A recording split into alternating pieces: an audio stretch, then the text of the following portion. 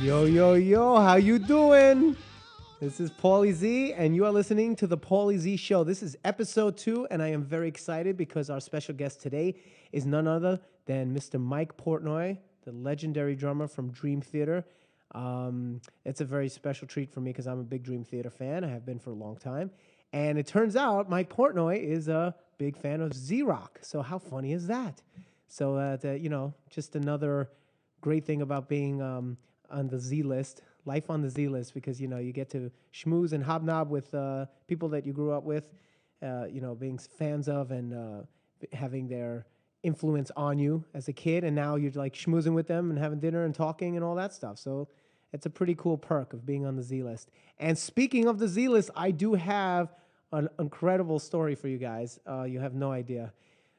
For me, it wasn't such a great story. It didn't have a good ending, but I think you guys will get a kick out of it. And we're going to talk to Mike about that because he was there, and it has to do with Chris Jericho and Madison Square Garden and a whole train wreck of events that happened. So we'll talk to Mike about that. We'll also talk to my drummer, Joey Casada. We'll call him later. And if you want to hear that, actually go to thepauliezshow.com and check out the bonus material, and then you can hear Joey's point of view on what happened.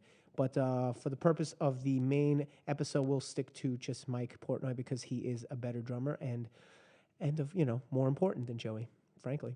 So anyway, we'll talk to Mike also about stuff with the music industry, because obviously the Paulie Z Show has to do with all things rock and roll and all things food. So we will talk to him also about his favorite food, places to eat, and stuff like that. So why don't we just jump right into it? Let's see if we can get Mike on the phone.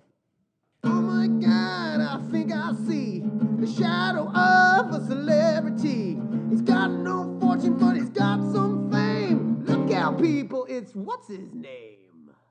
All right, let's see if we get Mike on the phone here. Come on, drummer boy, pick up your phone. Yo.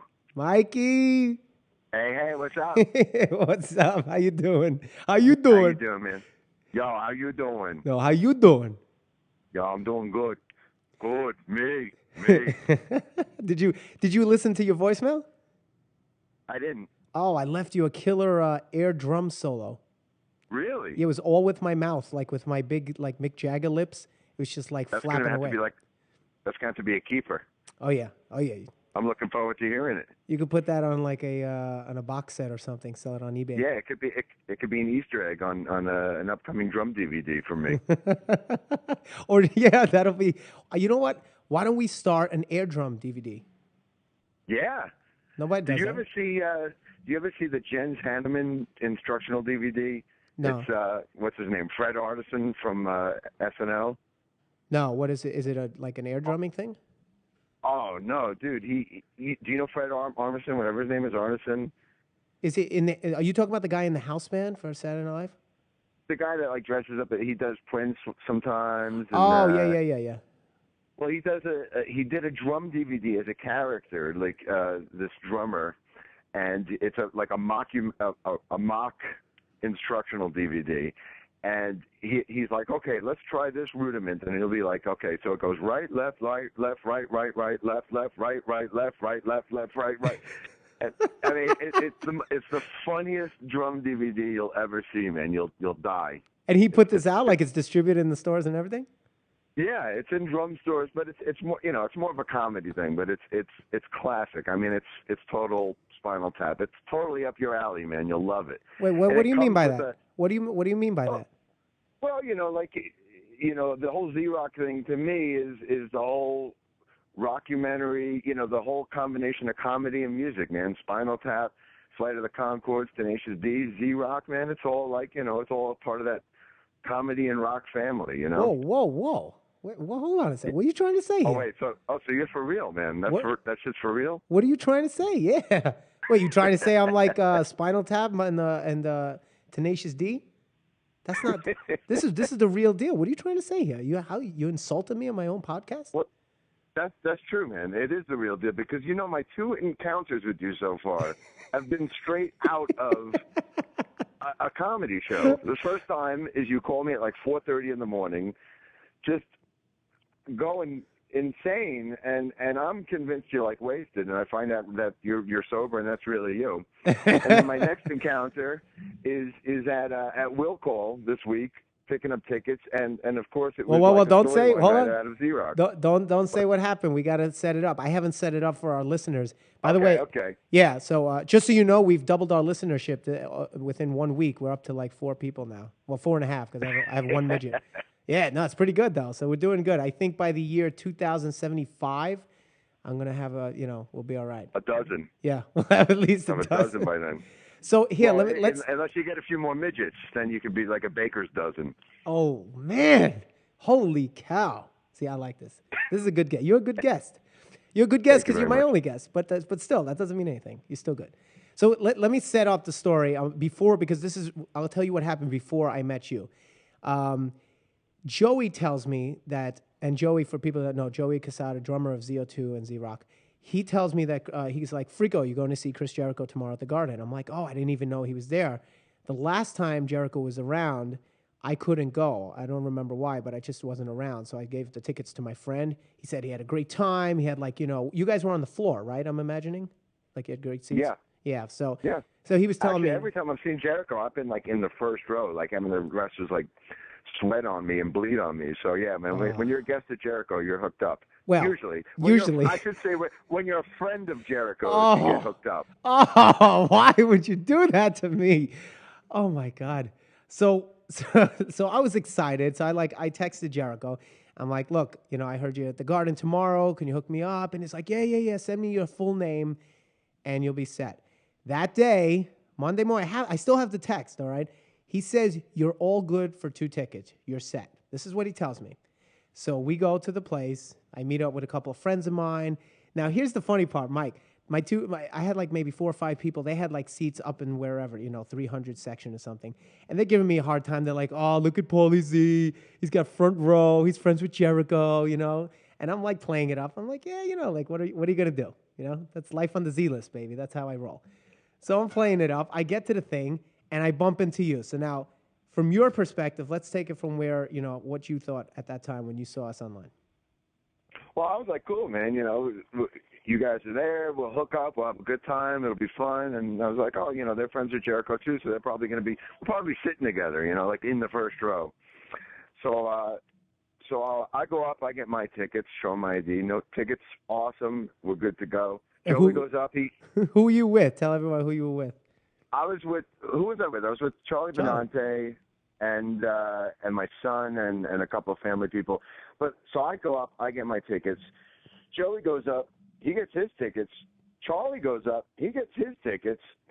Maybe you should be a drummer because you go up and there's no tickets. There's no tickets. And the guy, all the drummers got their tickets. And the guy in the window. Here's the thing that was driving me crazy. The guy in the window. I was like, "You sure?" I was like, I know Chris Jericho. Like he's a buddy of mine." He goes, "Yeah, sure you do. And I'm like, "No, I'm telling you." Like he was on my show. And then he proceeds to then shut the window too. Yeah. He goes, "Can you please stand to the side? I have people waiting." The metal thing, just let the metal like this divider. The shades came down, and then that was like, "See you, buddy." Yeah, but now here's the problem. So now you guys are standing there, and I'm like, okay, you were nice enough to wait for like a few minutes or whatever, and I figured maybe a couple minutes I'll get the tickets, and then 5 minutes later you guys leave me. What, did Joey stay? I figured he's your bro. I figured he's a bandmate. I figured he would be your buddy, and he would be hanging with you. Did he not like stay for you? No, are you crazy? My bro? Are you crazy? He was out of there as quick. The same band, they're bros, man. No way. I mean, yeah, we're bros, but that he was out of there as quick as he could be. You want to know how this is my bro? Okay, this is Joey. He texted me. First of all, he was like, "Freak, you're missing the greatest wrestling event in the world." Then he takes a picture of my seats on the front row, empty seats. He takes the picture and he emails me the photo. He goes, "Look at your seats. Look how nice they are." That's awesome. This is my bro. Well, so then I'm sitting there, and then Richard Christie all of a sudden texts me. He's like, "Yo, man, I hear you here. I just saw Paulie outside, man. He's stuck. He can't get in."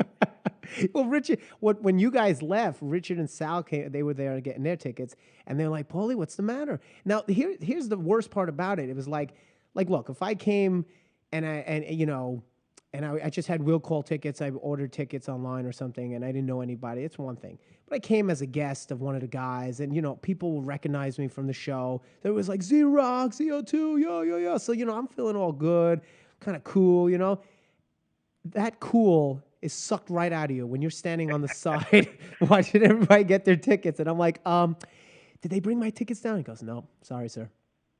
Oh, man. That's the worst. I'll tell you what. That's always my fear when I'm going to when I'm on a guest list, go to pick up the tickets. For some reason, I've never had that problem. It's been a fear that's been unrealized. However, I guess I was able to see it secondhand from watching you and your experiences. I was able to see what that fear and dread would feel like if it actually culminated in a reality. Well, I am so glad that I was able to live out one of your horror stories. So that so you knew what it was like. I made the guy, when you left, I was there with Richard and Sal for a little bit, and then I said, guys, just go in, like, I don't want to make you wait. But, I made the guy behind the counter, I made him go through all the envelopes. I said, maybe the promoter has bad handwriting. Maybe he put the P looks like a B or a D. The poor guy, he went through every single envelope to look. How many guys could have been in the Z section of a guest list? No, but what if what if they thought it was, sometimes people miss, if I say Z, they hear V on the phone or something. Or maybe the promoter. Yeah, but Chris probably sent in the you know what, maybe that's the danger of having your last name with a Z, like when somebody's carrying the envelopes. If one envelope is to fall, you're gonna be on the bottom because of the Z. It is the Z. Maybe you should change your name. Maybe I should. So Paulie A? Yeah, you'd be safe. You'd be the first one on every guest list. That's not a bad idea. And not to mention the fact you could change the band to AO2. You'd be the first CD when anybody goes to a CD shop. AO2. See, you are too smart to be a drummer. Why are you a drummer? You're stuck in the Zappa and Zebra and ZZ Top section of the CD shop. Usually the CD shops, you'll have like a one rack that goes all the way to one end, A to K. Then you'll round the corner, you'll have L through like T, and then like U through Z is like on another part of the store. Nobody's ever going to buy your CDs. Yes, but here's the thing. The Z is next to the compilations, and when people go to the compilations, nobody buys compilations. If you want compilations, you download it on iTunes. Well, I don't do that. I buy CDs. You don't buy CDs? You don't buy any CDs? No, I do actually. Just yesterday I bought. I go to the record store. Well, if I can find them, every Tuesday and buy all the new releases. Yesterday I got the McCartney DVD and the Crooked Vultures CD. So I am one of those people that still does buy shit. There's one place in New York called J&R Music World. You know that place? Mm-hmm. Yeah, that's where I go. I go pretty regularly, and I know I buy them too. I don't know what it is, but the funny thing is, do you put the CD in and listen to it, or do you buy it, put it onto your iTunes, and then listen to your iPod? No, I put it in my iPod. At this point, I have like thousands and thousands of CDs that basically are just wallpaper at this point. I load them up into my iTunes and my iPod. And that's it. I can't think of the last time, even though I do buy CDs, I can't think of the last time I actually went to my CD wall and pulled one out and inserted it into a CD player. See, that's the problem. That's the problem I'm having too, because I feel the same way. It's like, and I kind of question it. Why am I still buying them then? Like, why? I don't mind paying for the music. I'll never, I pay for everything, unless it's something so rare that I can't find, like a bootleg something. But, but why do we still buy them? Is it just a collector mentality? You know what? It's because of the collector mentality. I mean, I've been buying records and CDs and stuff for 40 years now, whatever. I'm just used to it. But I think also I like having the booklet, even if you're downloading stuff on the internet, like album artwork. It was bad enough when album artwork went from a 12-inch vinyl down to a, however many inches a CD is. You went from a full vinyl artwork to a CD cover artwork. Nowadays, it's just the size of a thumbnail on an iPod. So I like getting the CDs where you can have the artwork and the booklet and the thank you list where you could always see, if you're mentioned on it, and then if not, you throw the CD out. And I only keep CDs that I'm actually thanked in. I noticed I wasn't thanked in the ZO2 CD either. But no. The next one. No, hold on. First of all, you were. There was a problem at the plant, the manufacturing plant.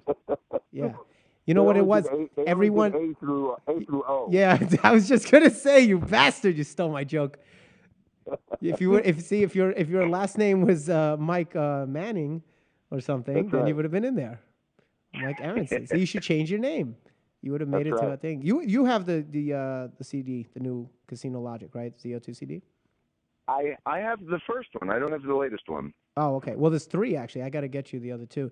Well, it's funny you talk about artwork because it's the same with me because I went to art school. I don't know if you know this. I went to 8 years of art school, and it's like art is a very important to me. And being a Kiss fan and all, and just all those bands that really put a lot of time and effort into their covers. Like, remember Hypnosis, the company? Totally. Oh my Yeah, God. Storm Thurgeson. He actually did a couple of Dream Theater covers.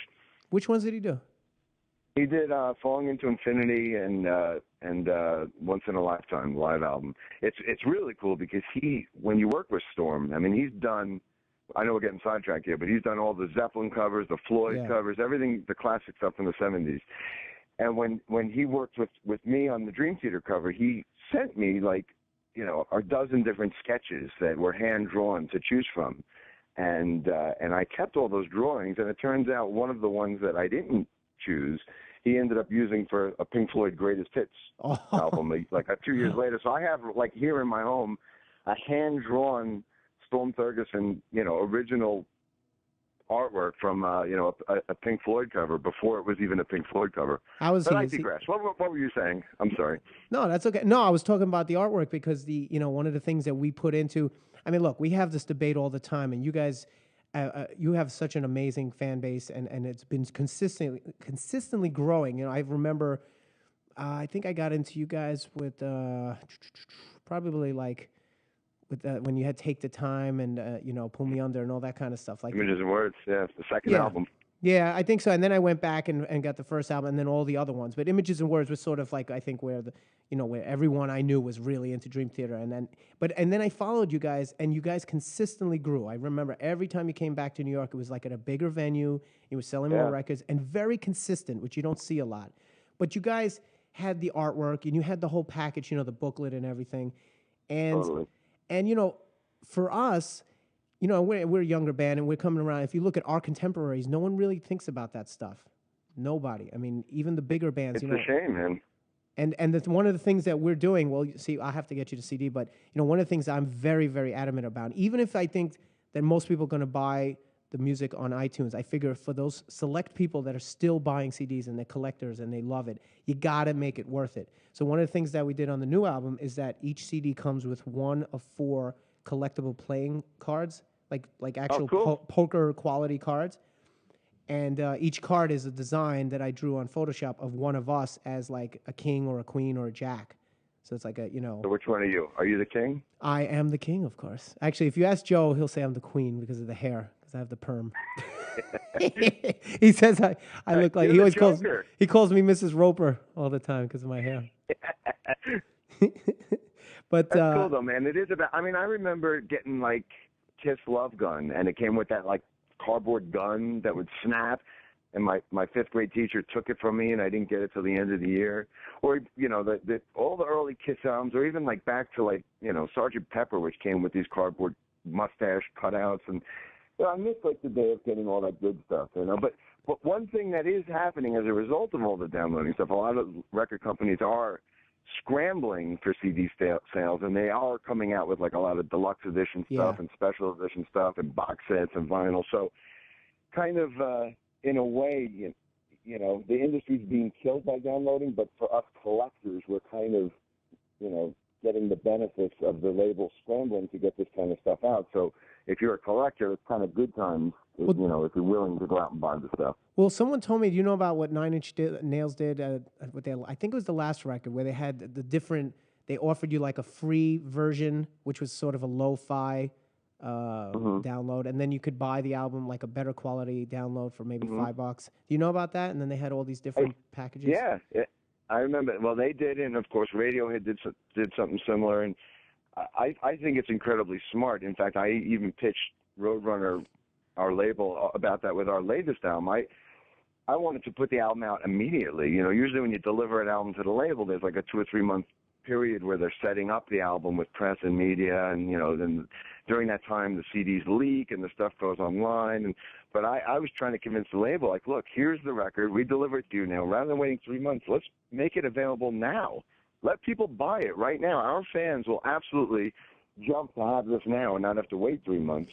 And even if it's a lower fidelity, they'll still buy the real deal 3 months from now by the time you have the packaging ready, and they'll get it for the packaging and the bonus discs and the special editions. But make it available now. And I even tried to, excite them by convincing them that our fans would essentially buy the record twice. Not that I would ever really try to, that wasn't the objective. But, you'd think that the label would jump at the opportunity for fans to rebuy a record, And what happened? But it didn't happen. They balked at it. They didn't want to piss off retailers because the situation right now, retailers are dying left and right. As you know, like Virgin Megastores in New York are closed and Towers closed. Yeah. And so I guess Roadrunners still didn't want to burn the bridges with the retailers that are still out there. But Jack White, I think Jack White did the same thing. I just read an article. He was talking about the raconteurs. Am I saying that right? I don't think I say it right ever. Raconteurs, right? A recounter is somebody that has to count ballots after an election. Yeah, I don't think they're recounting anything. I thought they're racketeers. That's what I originally thought they were, but they're not racketeers, right? Pause.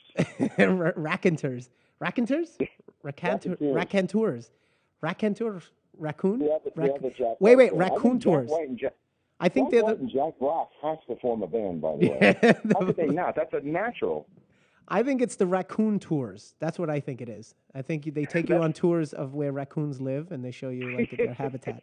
But Jack White, I digress. Jack White was saying that he did the same thing. He put it out, the last album, right away. It was done, and then a couple days later, it was out. And he said he didn't want to play the whole game. Go. Yeah, and then they just started touring it. It's the way that it's going to end up going that way. So inevitably, as much as there's a lot of negative side behind the downloading things and stuff like that, as a fan, I got to tell you, I love the ability to just be able to grab something. Like I could be in a hotel in Europe at 3 a.m. and reading something on the internet about some weird new band or whatever, and boom, it's at your fingertips. Right. You don't have to wait till the next day and go searching at record stores. So I do like the immediacy of being able to get music. Well, I think it's like you said, the way the CD is now, you still there, right?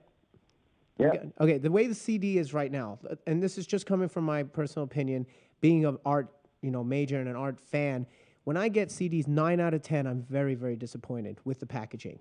But I get them. I get them anyway. But the thing is, if you take the concept, split it in half, say, okay, the music is the music, like you said, just put it out there, let the people buy them right away, and then make the CD more of a collectible, put more stuff into it, make it, and you can charge more too. You can charge $25, $30 for it because it is something that is more now a novelty. It's not just a CD comes out, you go, you buy it, and then you put it on your iTunes and it stays on your shelf.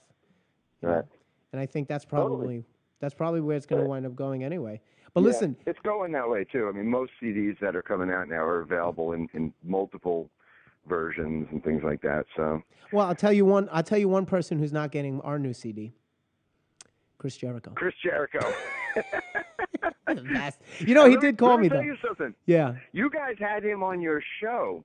Do you know who told Chris Jericho about your show? You, right? Me. Yeah. He was actually staying over my house the night that the first Z-Rock episode premiered. And I had read about the show that was, Z-Rock was coming out. And like I said earlier, I'm into the whole comedy and rock thing. And, I'm just really into keeping up on TV. And so I heard about the show coming out. I TiVoed it. And Jericho was staying at my house that night. He had a match near me, and we were hanging all night. And that night I watched the premiere and then told him about it. The next day I was like, dude, you got to check out the show. You're going to love it. You're going to love it. It's up your alley. I totally know it. And sure enough, I introduce him. He ends up on your show. Me? Have I been on your show? I'm on your podcast that has 4 listeners. Wait, hold on. But we've doubled in the matter of a week. We've doubled. So our progress is great. No, you know what happened though, right? A lot of people, you know what? Let's talk about this for 1 second because a lot of people don't know what the story is. And basically, I don't know if I'll get in trouble or not, but who the hell cares? Basically, we fought, and Mike, when I tell you this, I'm not lying. We fought tooth and nail to get you on there. What the concept was, we wanted to have. You remember the episode, right? It was with Steel Panther. So the concept was, Joey in real life actually hurt his knee on set, like filming the first episode of season 2. So he was out of commission and he had to get knee surgery and everything. So they wrote it in that in one of those episodes that he was, that he hurt his knee and we needed a drummer for a Battle of the Bands. So you were supposed to be the guy. And I think what it was, we were going to do like auditions and we were going to have people come in. And the thing was, we had we had all these different drummers that were going to do it. Like Carmine Appice was going to come in. You were going to come in. We had, who else? AJ Perro. Marky Ramone, right? Yeah, Marky Ramone was going to come. AJ Perro from Twisted Sister. And then, I forgot who else, but we had a couple other like really big name. Oh, Michael Cardelloni from Damn Yankees and Leonard Skinner right now. And and the idea was perfect. It was like, look, it gives us a chance to get all these people in who aren't necessarily actors, may not be able to take on a full role, let's say, but they can come in for a cameo part. All their fans would be excited to see him on a show. It'd give us a lot of credibility, and it would be fun, and it makes sense. But did it happen? Well, no, because you know why? Because the powers that be, and I'm not naming names, but the powers that be didn't get it. And this is one of the reasons that we're having, we're actually in transition now.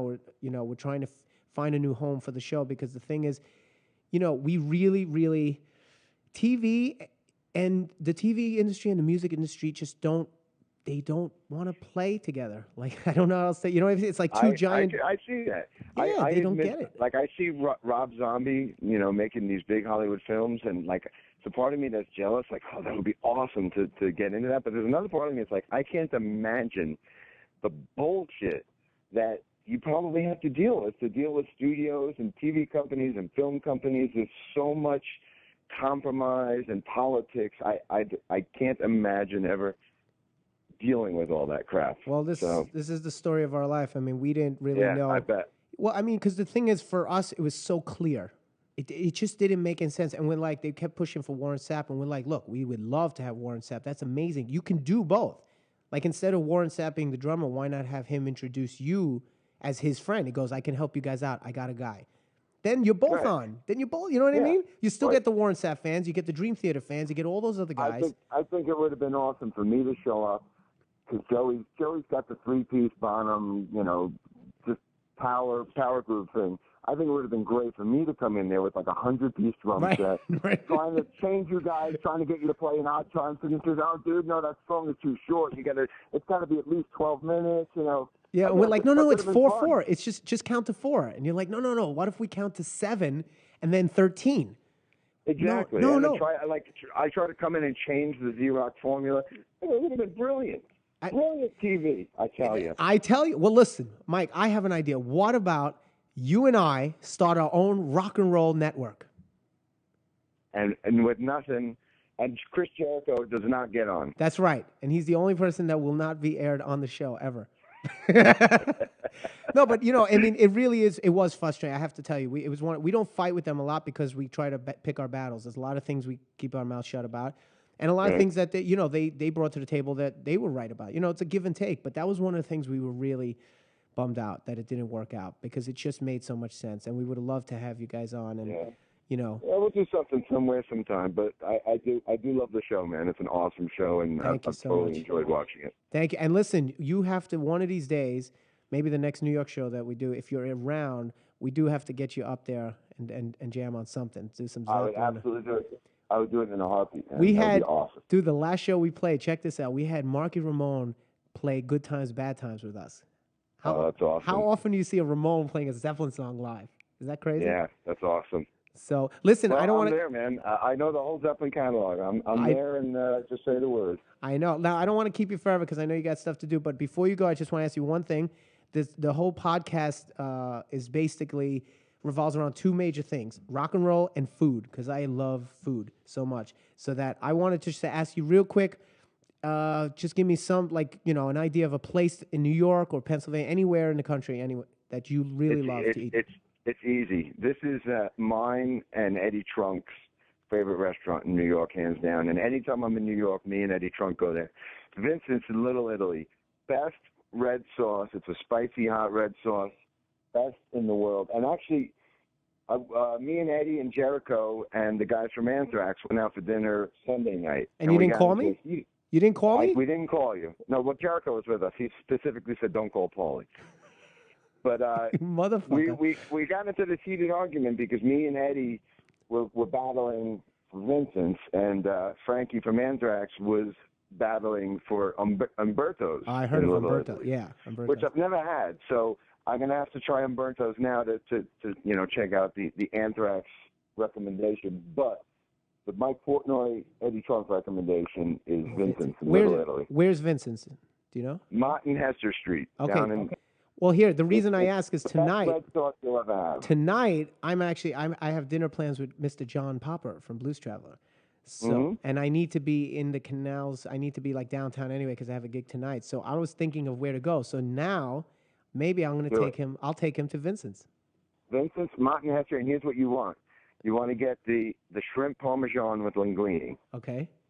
Best shrimp you'll have. Shrimp parmesan with linguine, and you want to get it with the medium sauce because they have sweet, medium, and hot. Oh, okay. And the hot is super hot. Wait. But medium, I can't, is medium like, when you talk about medium, as far as spice, I don't think I can even take that, probably. Oh, really? It depends. Well, I don't like. If you don't like hot, then. No.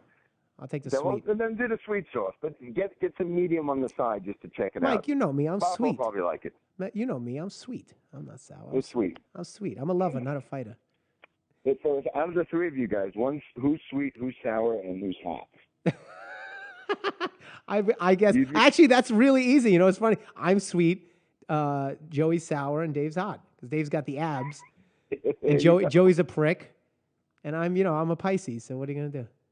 You guys can create your own restaurant with your own three different variations of sauces. Bro, I'm working on it. What part of this podcast is to try to get an idea of, look, we can talk about music and CD sales all day long, but you probably do it on every show. What I want to know is shrimp parmesan with linguine. You know what I mean? I want to know where do you like to eat? What do you like? Because eventually, my big goal is I will open up a restaurant, and on the menu, it'll be, you can order the Mike Portnoy. You know what I mean? Wow. And that'll be your dish. It would definitely be some sort of ham dish. Oh, yeah? The Mike Portnoy, yeah. All right, well, I want you to think about, we'll have you on again. If that's cool with you, I'd love to have you on again. Yeah. This was great. And maybe we can talk about what your dish would be. Like, we can have think about like the appetizer would be like I guess a 4-course. We'll talk about like an appetizer, maybe an intermezzo, like a salad, type of salad, an entree, and a dessert. And then what beverage would go with it. And that'll be the Portnoy. All right. You like that? I'll give that some thought. I'll get back to you on that one. All right. You in between Dream Theater records, I want you to start. You have some homework now. Okay. Dude, thank you so much. Thank you so much for calling, man. No problem, bro. All right. I'll talk to you later. See you later. See you, man. Bye. Well, that was it. Mr. Mike Portnoy from Dream Theater, drummer extraordinaire. Very, very cool. Big fan. I love that band. They just, and I respect the fact that they're, of what they've done in the industry. They stuck to their guns. They do what they do, and they continually grow. And, I just give him all the credit in the world.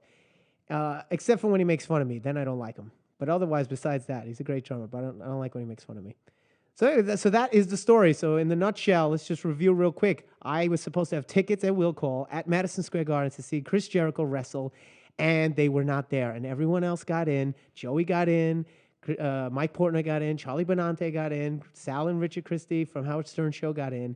And I was standing out there, and all the Z-Rock fans were waving to me and saying, Paulie, what's the matter? You don't got tickets? What's the matter? I'm like, no, I got them. They're looking for them. Oh, okay. One guy even went to the window. I swear, one guy went to the window and goes, do you know who this is? This is Paulie fucking Z from Z-Rock, man. Give him his tickets. I'm like, dude, calm down. It's all right. It's okay. So, oh, man, that was so bad. Anyway, then I went home. And then I watched Robot Chicken. All right, so there it is. You have it, my embarrassing Z-list moment at Madison Square Garden. I guess my clout was not good enough to get me into the show. Chris Jericho You are going down. When I see you, I'm going to body slam you, motherfucker. No, I love it. He's a good guy. He really is. He called me and he apologized and everything, but it made for a great story, and it was really it was awkward to say the least.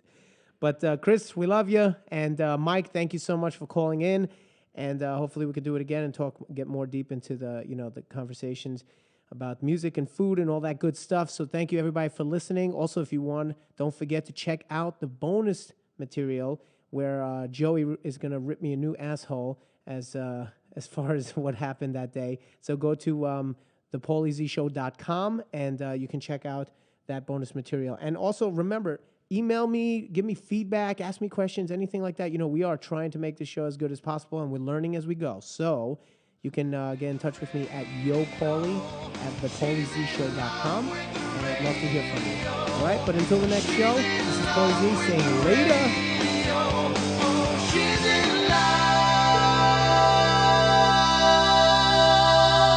Hey, what's up? You reached my voicemail, which means I'm either out of range on the other line or have my phone turned off.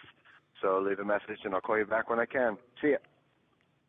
At the tone, please record your message. When you've finished recording, you may hang up or press 1 for more options. Let's leave him a message. To leave a callback number, press 5.